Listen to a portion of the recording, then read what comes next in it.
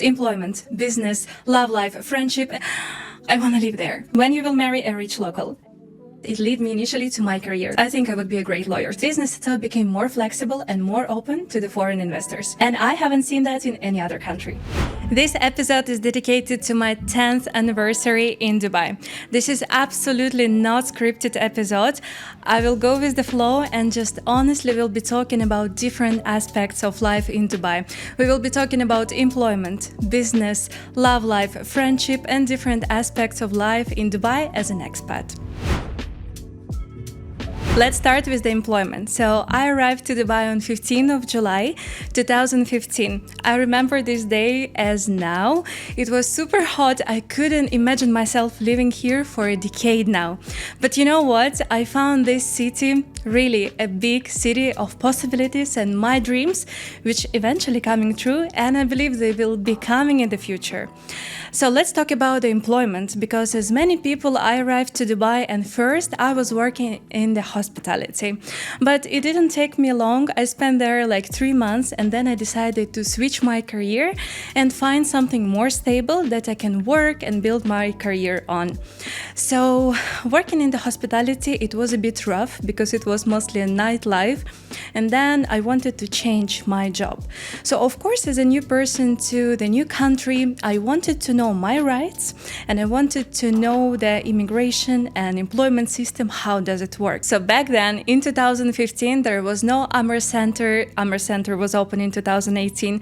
There were no so many consultants out there as we do have now. So the only way to get any piece of the information, it was driving all the way to Alavir immigration. And if you've been there, you know how long it takes to get there.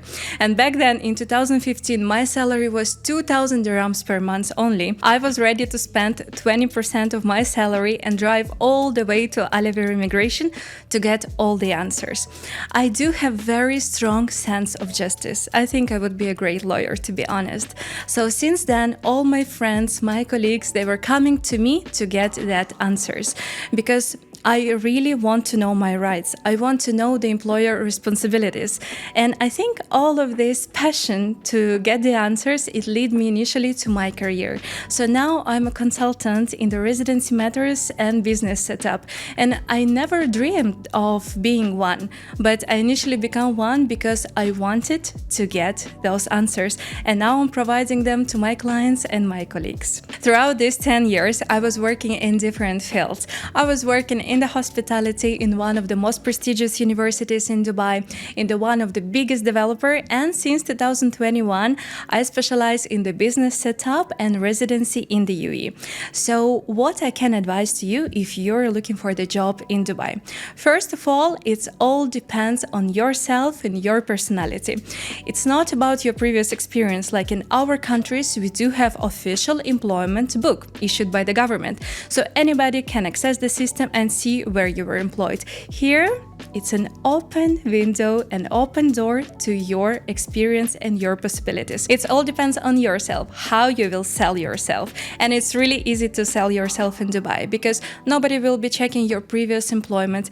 You can adjust your CV. I'm not pushing you to lie in your CV, but let's be honest, everyone was a little bit adjusting CV. For example, if you're applying for an admin job, you will put your experience related to admin. If you want to apply to marketing and previously you were an admin, you will apply you were an admin in marketing department, right? So it all depends on your knowledge, on your experience, and in the end, what you can really do. Another piece of advice I would give you is to work on your socials. And it's really important. And I'm not talking about the personal Instagram posting your food, what you're eating for breakfast or how you're working out. I'm talking about professional exposure. If you're a professional in your niche, for example, you're a real estate agent, you're a designer, you're a hairdresser, makeup artist, do create Instagram, your professional Instagram, not the personal one. And of course, give a very good piece of attention to your LinkedIn, because in Dubai, it's really working. Maybe in some other countries, this platform is not that important, but in Dubai, you have 3 main ways how to get a great job. First, it's network, of course. Second, it's LinkedIn. And third is just your luck when you're applying on any other employment websites like Indeed, Golf Talent, and so on. So the most important, be active, create your professional Instagram, and keep networking. Now let's talk about the business in Dubai. As a business consultant, I saw how this field was changing and evolving, developing. So business set up in Dubai in 2015 and business set up in Dubai in 2025, it's totally different stories. So back then in 2015, you could only own the business in Dubai mainland if you have a local partner, which will own 51% of your company. That was luckily for many foreign investors changed in June 2021 when the commercial law was amended and the requirement for the local sponsor was eliminated. So any foreign investor could 100% own the mainland company as well as a free zone company 100%. So here are the main changes which happened during these 10 years in the business setup and residency field. So first, in 2018, VAT was introduced in the UAE. In 2019, Golden Visa program was introduced. In 2021, the requirement for the local sponsor in the mainland companies was eliminated. In 2023, corporate tax was introduced in the UAE. And I believe we will be still seeing many beautiful changes introduced by the UAE government. Nowadays, investors are lost between mainland, free zone, and so many opportunities. They need the consultants to clarify what is the main difference between mainland setup and free zone setup. Previously, investors mostly was choosing mainland for their business setup because most famous free zones as Raquez, Ibiza were not there. They were only established in 2017 and 2018. So mainland setup, it was kind of the only option in the partnership with your local sponsor. But in June 2021, that was changed and the requirement for the local sponsor was removed. So the business setup became more flexible and more open to the foreign investors. Now I can see that trading business is mostly being set up in the mainland if you want to trade your product in Dubai. And for the service activities, it's mostly free zone setup preferably because it's more easy, it's all digital, you don't need to be present here in Dubai in order to get your license from the free zone. So if you need more details and consultation on your business setup, you can reach out to me and we will have a conversation. Residency in the UAE. As an expat, we should hold a UAE residency visa and Emirates ID to be able to stay here for a long time and have an access to the banking, healthcare, and educational systems. So there are many ways to obtain your residency in the UAE. First, it's employment. Once you find a job, your employer is responsible for your residency. Second, set up the company and get your visa under your own company. Third is investment in the real estate or in the banking sector. Fourth is a special talent. If you have any special talent, you can obtain a golden visa through your special talent. And fifth, it's a family visa. If, for example, your husband is a resident in the UAE and he holds any kind of visa, he can get you a spouse visa. And sixth is the student visa. If you're independently coming to the UAE to study in the university, you can obtain a student visa. There are many important points to consider about each kind of visa. For example, under employment visa for 2 years, you cannot stay outside of the UAE for more than 6 months, unlike in the case with the golden visa, which give you rights to stay outside of the country for as long as you like. You can stay outside the country for 9 years and nothing will happen to your visa. For example, if you have a family visa for the gentleman, when the wife is sponsoring him under the family visa, he is not allowed to work. So you need to know all of these small but important details before choosing which kind of residency you will obtain. So if you need a special consultation on your visa type, reach out to me and we will have a conversation. Friendship in Dubai. I believe that friendship in Dubai really exists. Many people saying that it's kind of give and take relationship, but not in my case. I believe that it all depends on your personality. If you're open-hearted person, you will find the same people around you. So of course, if your friendship is built only around your company where you're working or on the business meetings, of course it's kind of give and take relationship, right? But if you're interested in building very warm and strong relationship, you will find one. Throughout these 10 years, I had a strong connection. And my friends, some of them are still living in the UAE, some of them left already, but that's a beauty, I think, because if I will travel to any country now, almost any country, I will find a friend there, because Dubai is so diverse city. I've never been in such a diverse environment. Like, you can literally meet the person here from every country in the world. I really believe so. For example, I was traveling to Colombo in Sri Lanka, and just by chance, I met there the person whom I met a few years ago in the resort in Ras Al Khaimah. Like, that was amazing meeting. And now I know if I want to travel to Barcelona, to Paris, to Toronto, I have a friends there. And it's because we started that friendship in Dubai.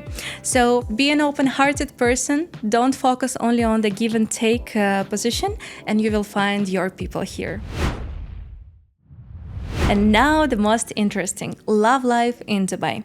Many people say that it doesn't exist, but I think it does. Because I do have very beautiful examples of my friends who got married and they're staying here, already left to the other countries. But I think it depends on your perspective, what you are looking for. Because as Dubai is the city of the expats, so most of the people are coming here with the certain plan that they will spend here 2 to 3 to 5 years and will go back to their countries. So they don't have that intention to find their life partner here, right? But I think love is not waiting. So if you are destined to meet your life partner here in Dubai, you will definitely meet. And if you're not, as much as you will be going out for the dates and looking for your second part in those apps, you will not find one. So what I can tell you, don't have these wrong beliefs in your mind. Give the city a chance to surprise you. Maybe your second part is waiting for you in the place where usually you're having your breakfast in Dubai. Maybe you will meet your partner in some business meeting. Maybe you will meet one in the restaurant. So just be open and remove that wrong beliefs from your mind, and I believe you will find your partner here. I didn't find mine though, but I think we will see. I'm not planning to leave yet. And life in Dubai as an expat, as the girl from Ukraine who was never having an idea what is the Arab culture is about. So what I want to tell you, I have never ever in these 10 years felt uncomfortable. It's really the beauty of this country, because yes, there are very strong cultural laws here and rules, but they're making it so easy and so beautiful that you really respect them. You want to support them. So I remember when I just first arrived here in July 2015, it was like mid of Ramadan.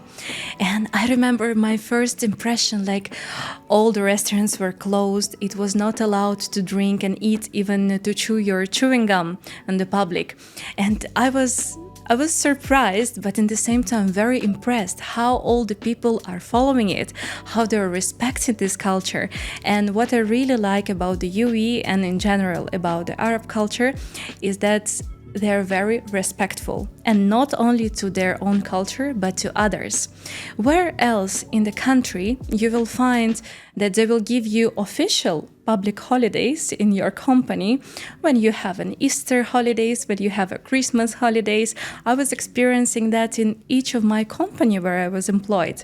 So UAE is all about the diversity and respect. Here are my favorite beautiful initiatives from the UAE government that you will not find in any other country.